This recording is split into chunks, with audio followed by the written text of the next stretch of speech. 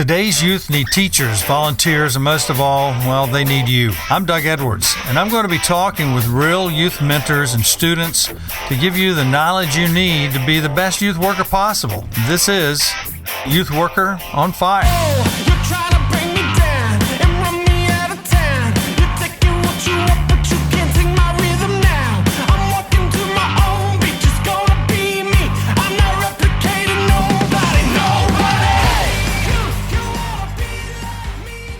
Teens are like sheep. Now, I didn't say that, and Jesus didn't use the word teenagers or adolescents, but he said that all of us are like sheep who have gone astray. He talks about us in the context to the people he was with because it was a shepherding community. It was a sheep-driven country to where you had to have shepherds and that sort of thing. And he projects into us these things too. He says God is the same yesterday, today, and forever. So he knew that we would relate somewhere along the way with this concept of being like sheep. And teens are like sheep. They need a leader. Sheep need a leader. Teenagers need a leader.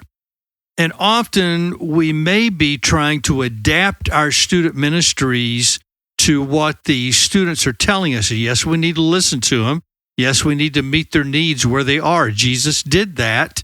He met people's needs where they were, and you go throughout and listen to the way he talked to people, listen to the questions he asked them. But he also had a purpose. It said he was very, very direct, very determined. He knew he had a 3-year window.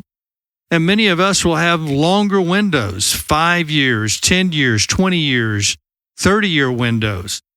But he had a specific window that was going to ignite a fire throughout the world, and he called us sheep. And teenagers are like sheep too. We need a leader, and they need a leader. And so when you're leading, you have to have a purpose. So what is your purpose? Do you know what your plan is? Do you know where you want to take students? Then you need to start zeroing in and focusing in on the very tiniest bullseye, that you can focus on that helps them to see the absolute direction that you're going and where you're trying to take them. If you go back and listen to some of our episodes, I interview students who are adults now that were former students of mine. And one of them, who is a lawyer at this point, I said, why, you were very popular at that time. Why did you come to our student ministry?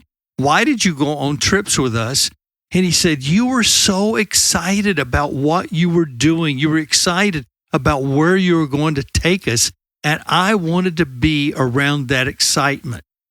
Now, let me tell you what, that was not false excitement. Number one, I started doing and taking students to places I was excited about going.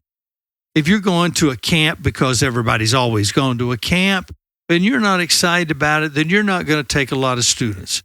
If you're not excited about discipling because you don't understand the full purpose or see the long-term effect of it, you're not going to be able to sell it. And let me tell you what, we're always selling, whether we want to say we are or not. No, it's just my heart, as long as they see my heart.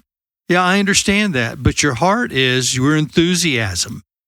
And people buy from people, they follow people that are enthusiastic or know where they're going.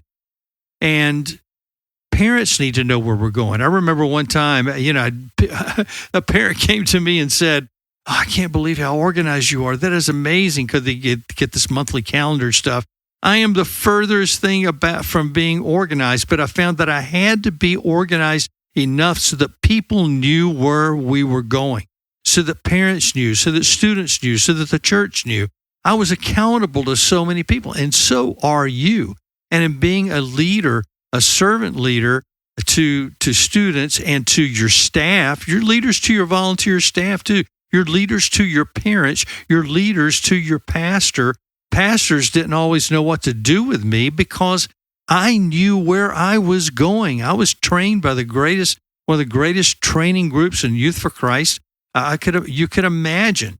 And so for 1 year, I was in an internship with them, and I was under their scrutiny for 6 years where they were training and tweaking and helping me and listening, and I would listen to them, and we'd go to conferences and training. And so about being a shepherd is being a learner too.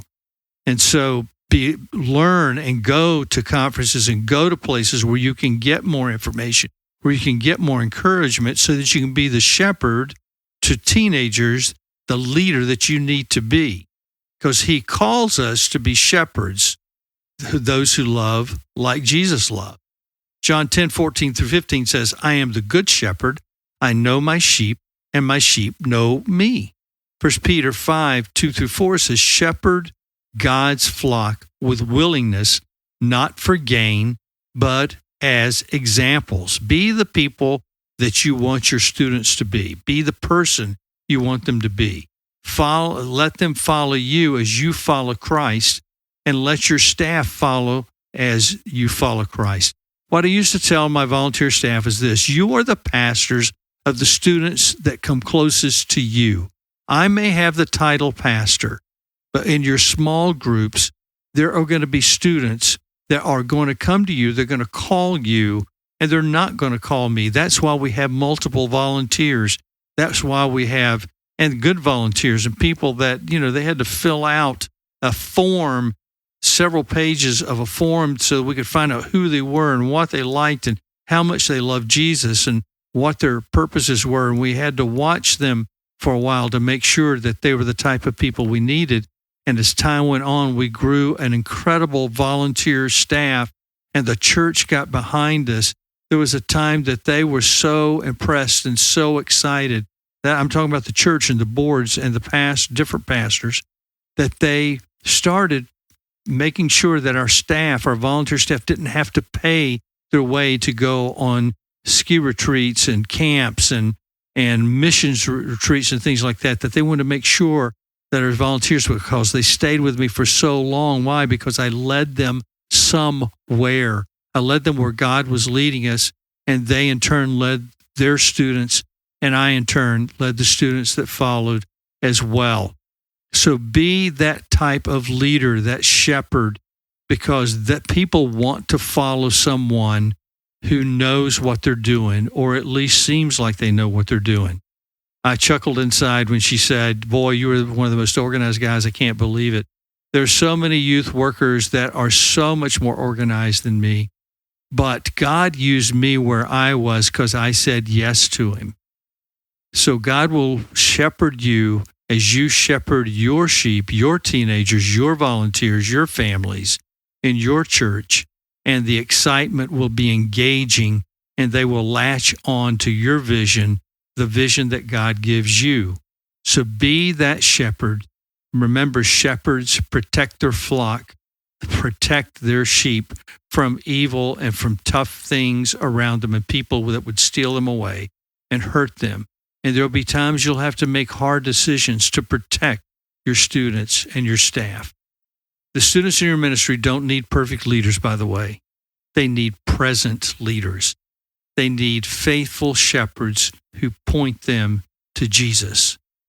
Remember this episode, and if it has hit you where it needs to, and you are thinking of someone else that needs this episode, don't hesitate. Text it to them, send it to them as soon as possible, and we'll see you next time on Youth Worker on Fire. Let us know what you think on youthworkeronfire@gmail.com. See you next time. You've been listening to the Youth Worker on Fire podcast. If you like what you hear, please subscribe and tell your friends. Also, leave a comment and tell us what you think. Stay tuned for more informative episodes.